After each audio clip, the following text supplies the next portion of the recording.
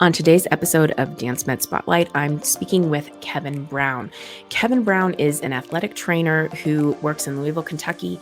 He works with a wide variety of different organizations there, from studio all the way up to professional level, and not just dancers, but a variety of performing artists as well.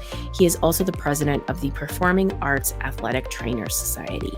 In this episode, we talk about some of the trends that he's seeing in his local community, positive changes that we're seeing starting to incorporate more dance medicine and dance science, sports medicine concepts. We also talk about what is athletic training for those who don't know, and what does that look like specifically working with the dance community.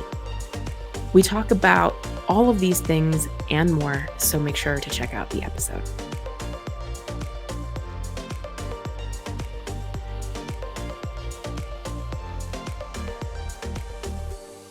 Welcome back to another episode of Dance Med Spotlight, where we talk about all things dance medicine and dance science. Today, I have Kevin Brown with me. He is an athletic trainer working with a wide variety of different groups that we're going to get into more later, but all around Louisville, Kentucky, and is also the president of the Performing Arts Athletic Trainers Society. So welcome, Kevin. Thank you. Great to be here. Kevin, the very first question I always ask guests here is, what got you to this point of being interested in working with dancers? It's interesting. Did not grow up a dancer. I grew up in theater and then found athletic training. Worked 7 years in Division I athletics before moving on to a high school clinical role.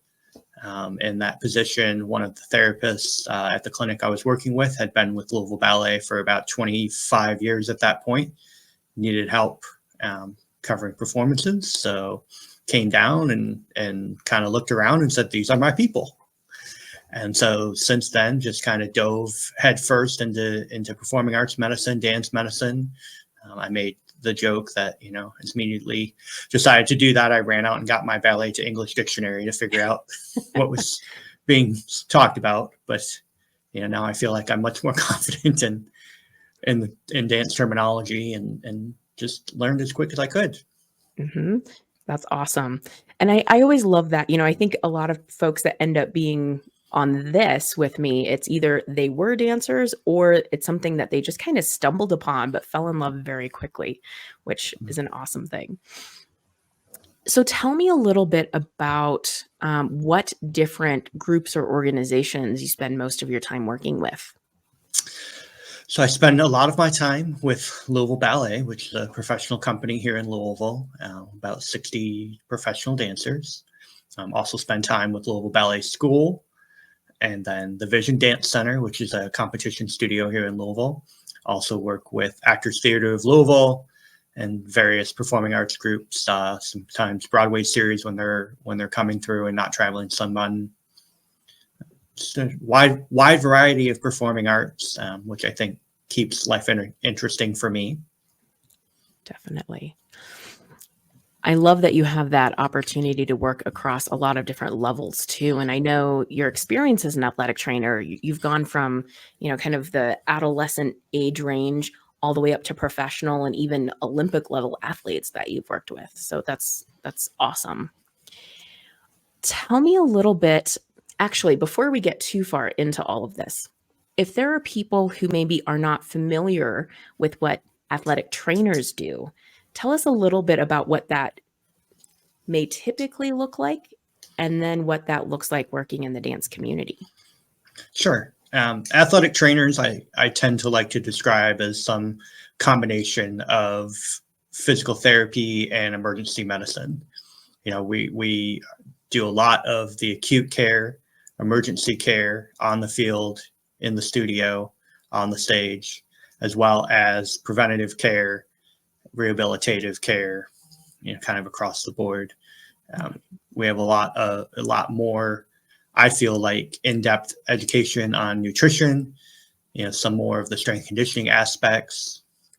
I think, we work well with a lot of other professions. We work well with a lot of other groups, physical therapists, nutritionists, sports psychology. We have a little bit of everything.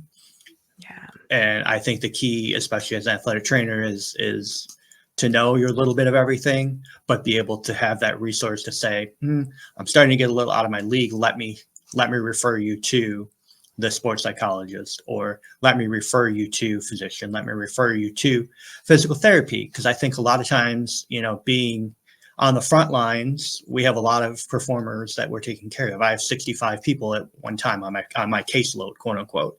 Mm-hmm. So I may be able to give them 20 minutes here, 20 minutes there, a lot of, evaluation and here's some self-directed exercise, home exercise, a little bit of manual therapy.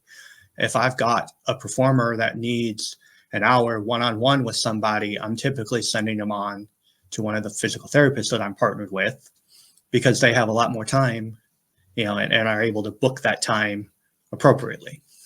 Mm-hmm. I think athletic trainers, it's a profession that I didn't really know anything about, growing up. And then once I became a PT, I started hearing about ATs. And as I've gone in my career and learned a lot more about what all you do, it's like, why aren't we playing along with one another a heck of a lot more with all kinds of things that we encounter throughout what we're doing in the clinic, out on site somewhere? I mean, it's a wonderful relationship to have, for sure. Absolutely. And I think too frequently we all get in our own silos, and we all want to solve the problem on our own and be the champion and be the savior for this performer or this athlete, that we're the ones that got you better, when great, we may get you 40%, the physical therapy may get you 20%, sports psychology may get you 20%, and you're back to 100%, but everybody puts it together, rather than or whoever, being in your silo, you're shutting off everybody else that may be able to provide input or may provide that extra little push to make it happen. Yeah. And thinking from the dancer's perspective too, I think it's another really important point for them to consider from their lens of, it's not always just going to be one person who's going to help them get to their recovery, to their performance goals, whatever it is, but really finding those different team members who can help supplement one another and complement one another, so that they can get wherever they want to in their dance. 100%. No, I definitely agree. And I think that is, I feel like the benefit to organizations such as IADM, such as PAMA, where we get all of these people in a room and bounce ideas off each other, and we learn from each other. Yes. You pick things up, you pick things up and take them back to your practice. And that's, the most important part is collaboration. Mm-hmm. Going to those conferences too, it lets you see what everyone else is up to. It lets you learn more, maybe in areas that aren't quite in your wheelhouse, but at least give you some information where it's like, oh, maybe these are questions I should be asking or things I should be watching out for, so that I know when to appropriately refer my dancer to somebody else and who that might be more specifically. 100%. I think, it's sometimes it's worse to not know what you don't know, to see, what giant piece of the puzzle have you been missing, whether it's one athlete or whether it's every athlete that walks in the door. Mm-hmm. You may pick up that one little, pearl of wisdom that suddenly changes your whole perspective on everything. Oh yeah, most definitely. I always learn a little something from every presentation or webinar or whatever the heck it is that I go to, in hopes that it helps. Even just one dancer is important. Let's talk a little bit about, so we've described what an athletic trainer is for folks who aren't as familiar. So now what about an athletic trainer who wants to get into the space of working with performers or dancers? What sorts of advice might you have for them? I think a few different things. One, don't be afraid to put yourself out there.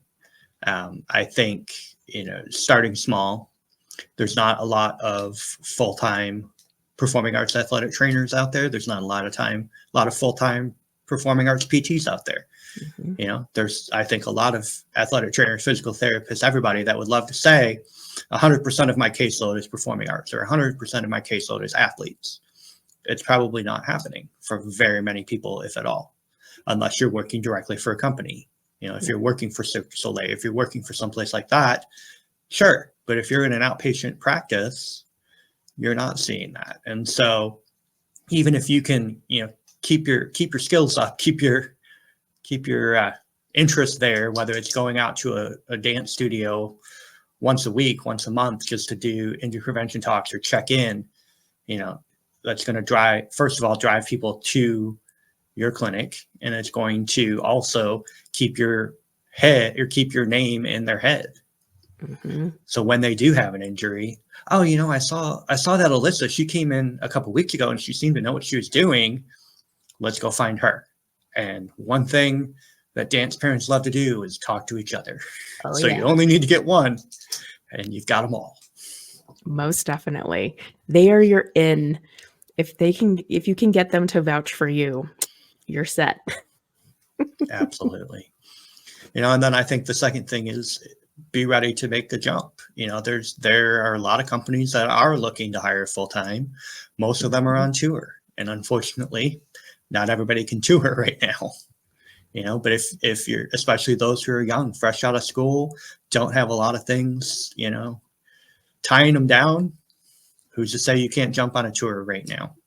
Mm-hmm. See what happens. Exactly. You know, most of the tour contracts are 9 to 12 months. You can do anything for a year and then see if you like it. Mm-hmm. I know when I was progressing through my career in PT, I was working at, you know, just typical clinics, and I would let the front desk know and the owner know that I really had this passion for working with performers. And so when they had somebody where they already knew ahead of time, oh, they said they're, you know, a figure skater or whatever, they would try putting them on my schedule. And so I just got that reputation within the company, slowly started building that up.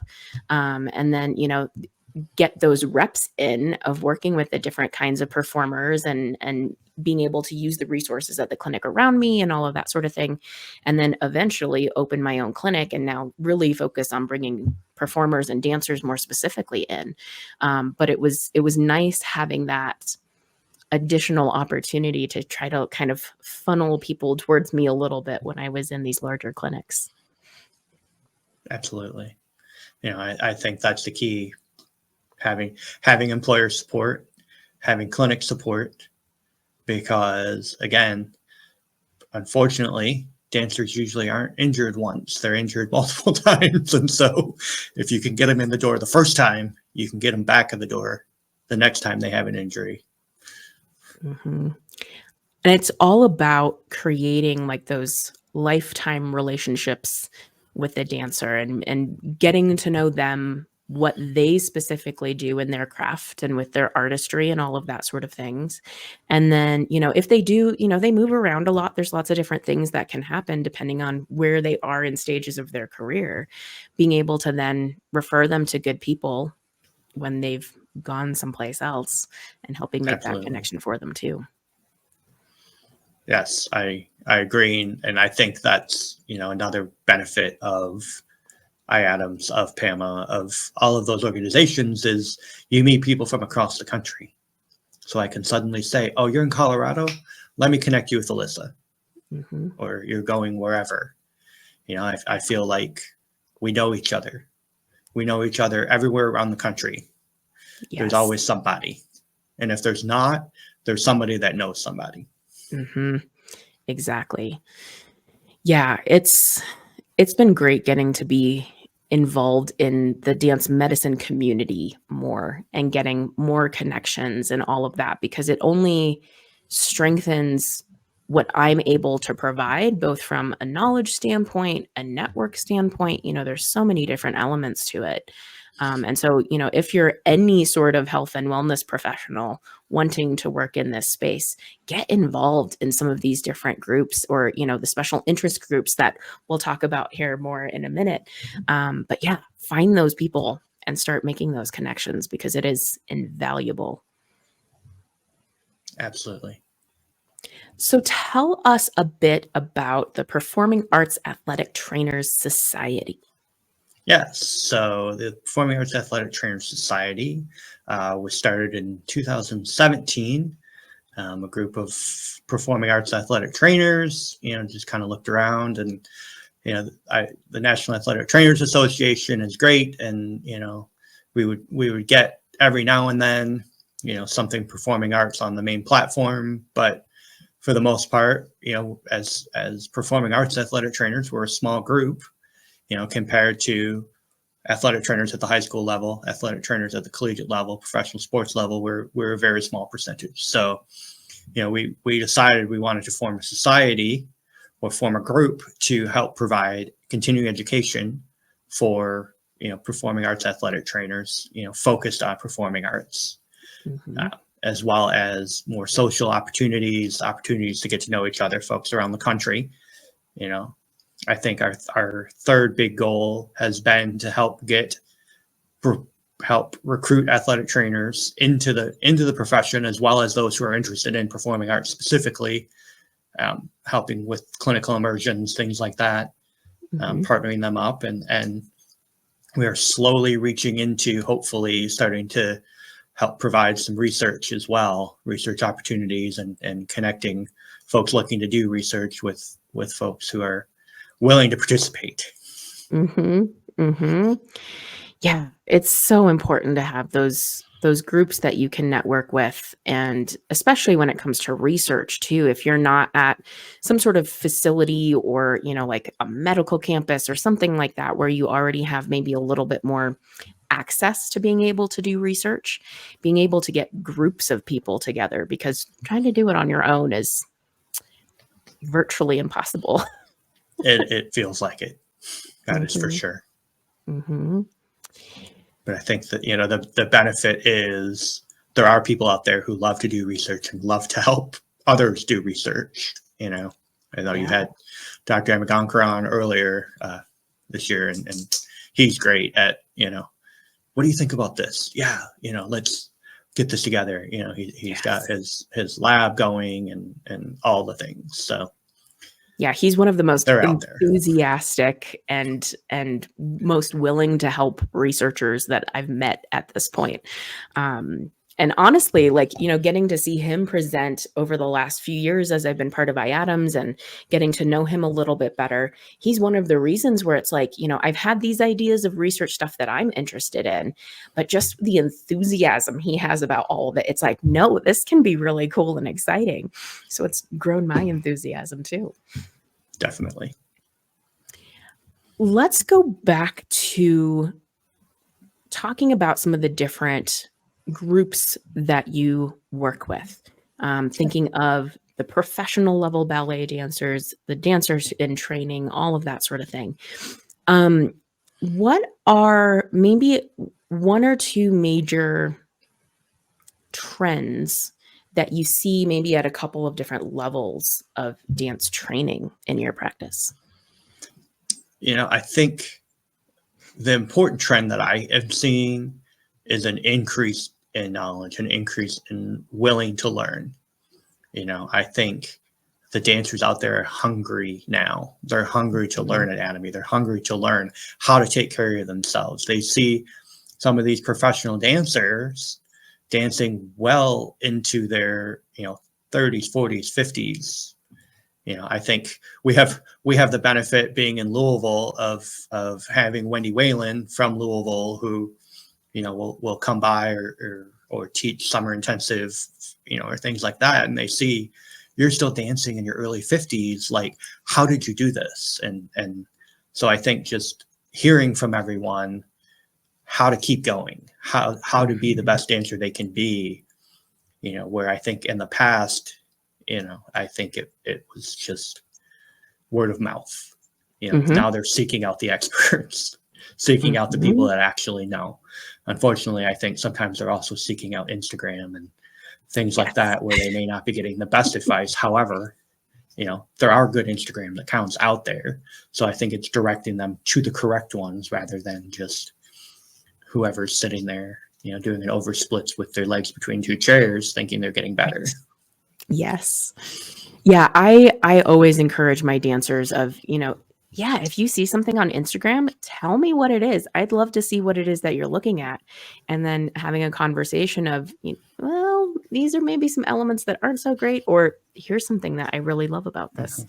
Mhm. And I learned from all of that too. Can never get enough Absolutely. access to Pick up new content. exercises or new ideas all the time. Exactly. What other trends are you noticing with your dancers? I think the other big trend is I think there's less, at least I feel like less focus on necessarily, I have to become a professional dancer. Mm, I think there is I can enjoy what I'm doing now. And then when I graduate, maybe I'll still dance for fun every now and then, but I'm going to go, and do whatever in college, or I'm going to go and do whatever else I want to do in my life. I think, mhm, there for a while there, I felt like there was why am I even in this school if I'm not going to make it as a professional dancer? Like there was not, it didn't feel like there was dance for enjoyment. It was dance because I have to dance, and then I'm going to be a professional dancer, and then I don't know what I'm going to do with my life after that. mhm, So I think that's also helping with the other end of career transition from the professional. What did I want to be when I was in high school? I wasn't just mhm. focused on I'm going to be a professional dancer. That's great. We have a dancer in the company now. She just came back this year. She was a trainee for a year, then went to Stanford, just graduated from Stanford in some type of engineering, intern last summer at SpaceX. And, now she's back as a professional dancer, That's but awesome. hanging on to when I retire, I've got this engineering background. Like, Mhm. so I think there's more of the long-term planning and more of the career transition planning starting earlier. It's not just dance, dance, dance, dance, dance. I have to focus on dance all the time in my life. Yeah, yeah. I feel like I used to see a lot more, sort of like studio hopping for dancers, Mhm. not because they moved or, something like that, but it's like, I don't think they're gonna get me to this point of being a commercial dancer or a professional dancer. I need to go over to this one. Okay, well, they're still not getting me to that point. And, some of that still is an important element, making sure that you have the right fit of the studio for a dancer, but it's not as much of that just chasing that one thing anymore. Mhm. I think the other thing with that is educating the parents and educating the students.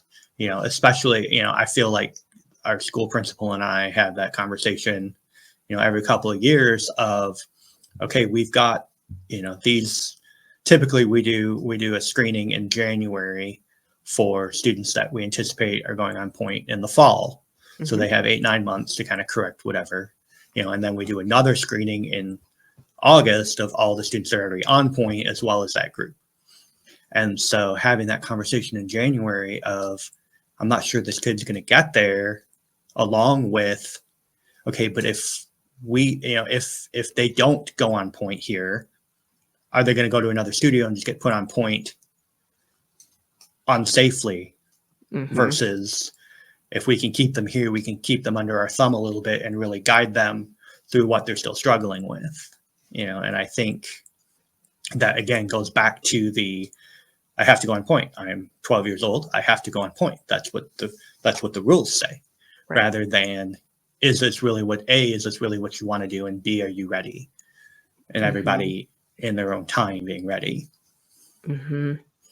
Thinking of that, it also reminds me of some of the dancers that I'm seeing, the adolescent dancers who are around that point age, Mm-hmm. and I'm finding more of them if they come in and they do some sort of, point readiness assessment with me or something like that.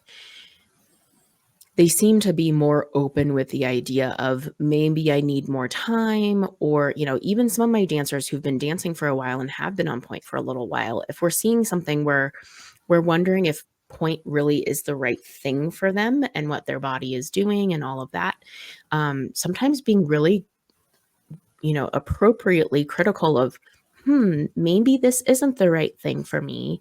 Maybe I should consider I'm just not going to do point, but I'm going to continue dancing. And so that's been an interesting little transition to notice over time too. Absolutely. And I think, it's just like, I feel like every other youth sport at this age, does the dancer really want to go on point, or does mom really want her to go on point? And I think it's that question as well.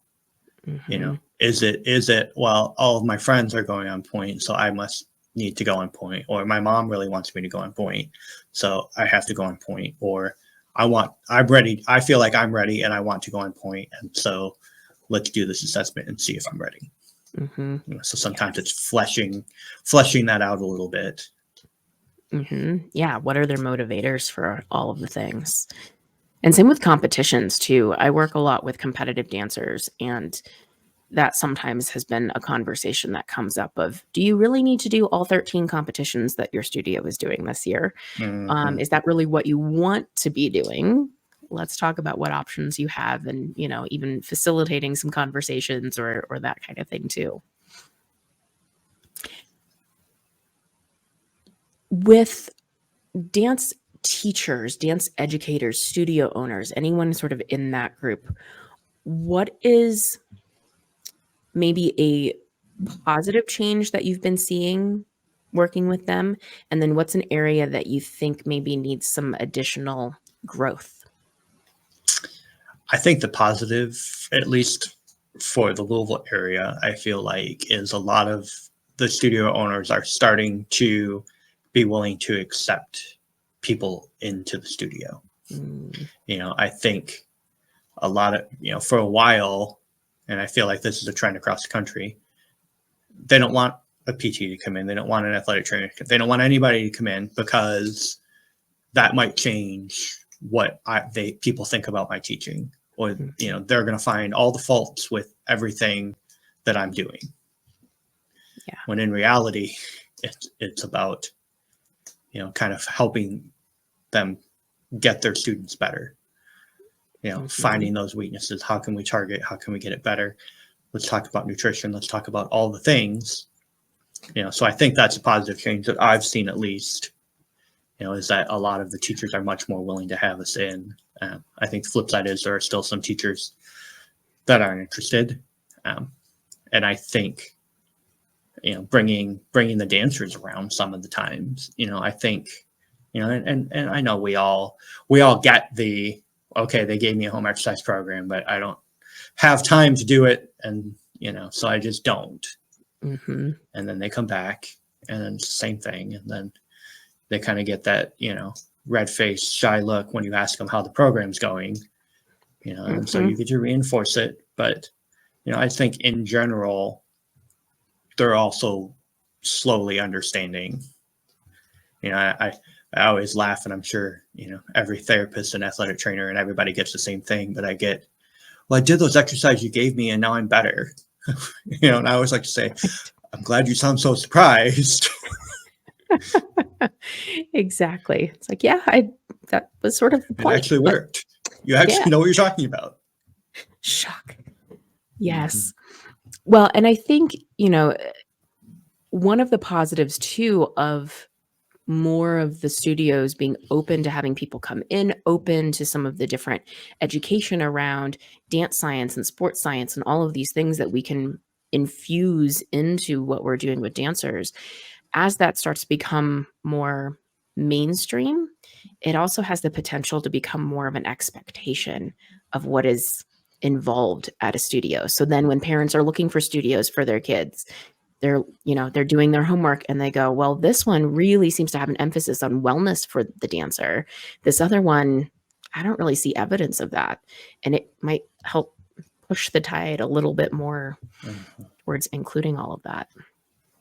Absolutely. And that's a conversation point that, we hear frequently, especially on the athletic training side, but I'm sure on physical therapy as well, is a lot of these college dance programs, they're starting to promote, hey, we've got a full-time athletic trainer or a full-time physical therapist with our school of dance. You're constantly taken care of. That's a selling point for them, which is huge with student retention. Once you get them in, you're not going to lose them as quickly. If they have an athletic trainer, they have a physical therapist, they have somebody that when they have that, ankle sprain in the middle of class, they're not out for 3 weeks and having to drop the class. They may be out for a day or modified for a few days, but they're doing all the things because somebody's right there to help them. And so it's nice to see that also trickling down to the studio level of, hey, they care about my kid. I think especially at the studio level, I'm not just a check to them. They care about my kid. Exactly. It's been interesting as I've had a chance to talk with more people in the dance medicine community and seeing how they're engaging with their local communities. It's nice to hear how many people are able to have those kinds of relationships at the studio level, whether it's, maybe they're set up for a few hours once a month at the studio, or maybe they have weekly things that they're doing there.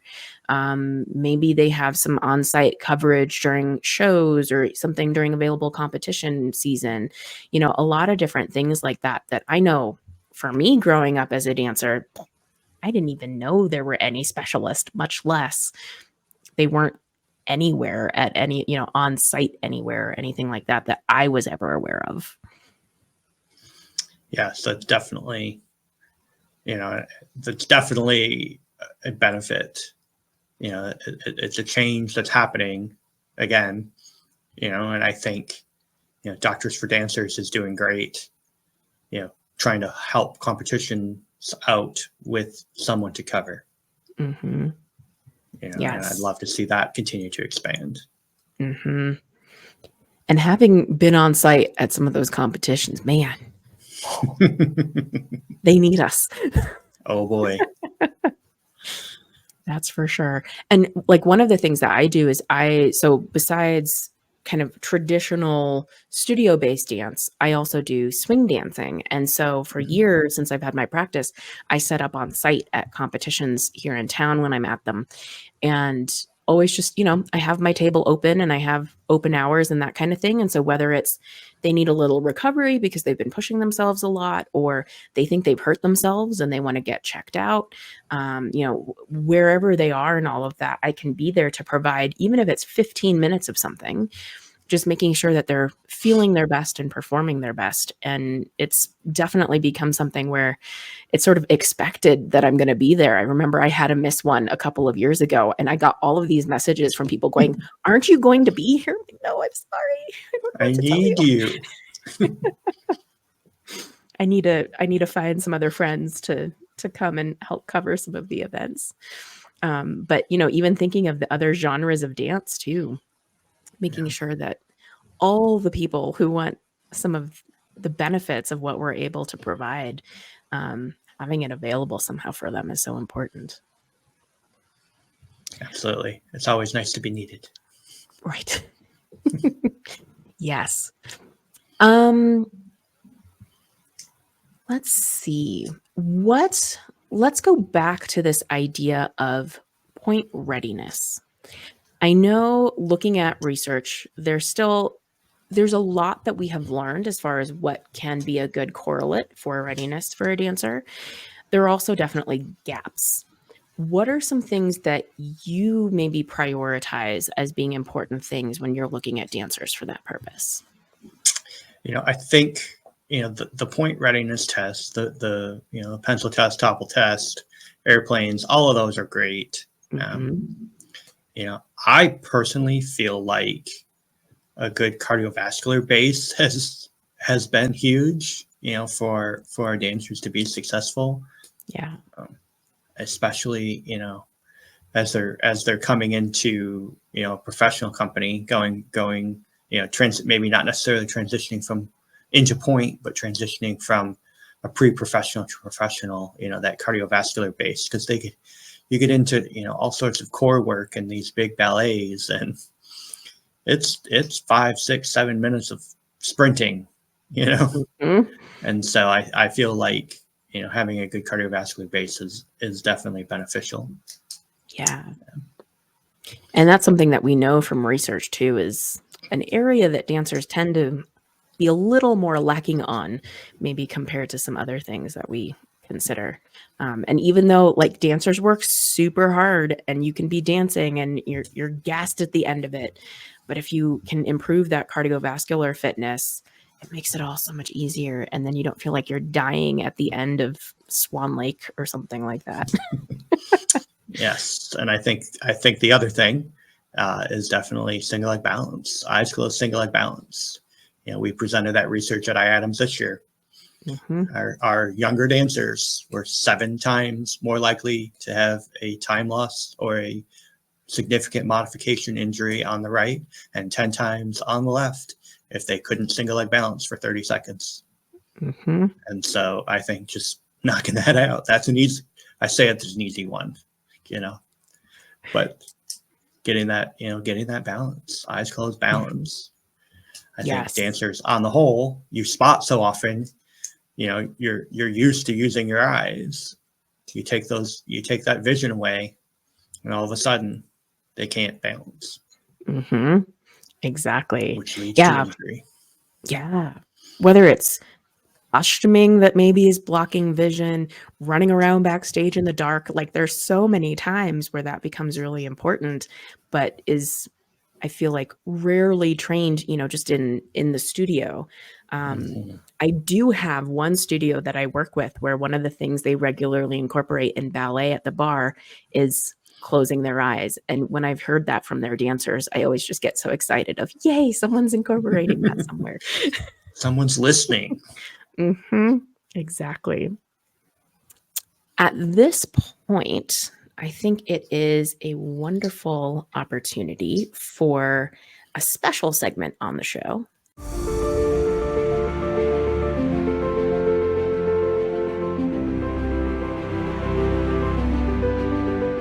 So we have the final bow. This is basically the take-home message for the audience. We've talked about a lot of different things for multiple different audiences. So what is the one take-home message that you hope someone walks away with? I think the biggest take-home message for me is athletic trainers are great healthcare professionals that integrate well across the healthcare spectrum, from immediate care, emergency care, through rehabilitation.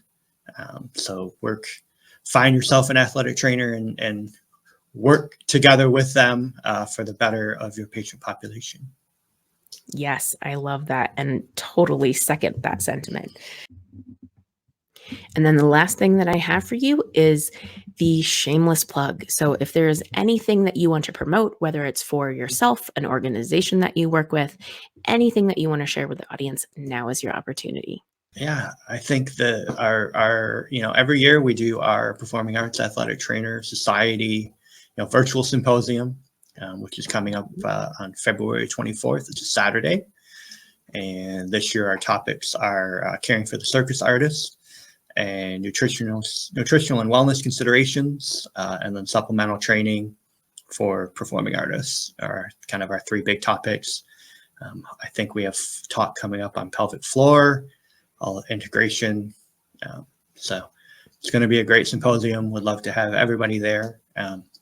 We are a provider for the Board of Certification Athletic Trainers, but I feel like almost every discipline has, a category where you can submit things that, aren't officially approved, but fall into your scope of practice. So we'd love to see more than just athletic trainers there. You can register on the Performing Arts Athletic Trainer website, PAATSOC.org. We'd love to see everybody.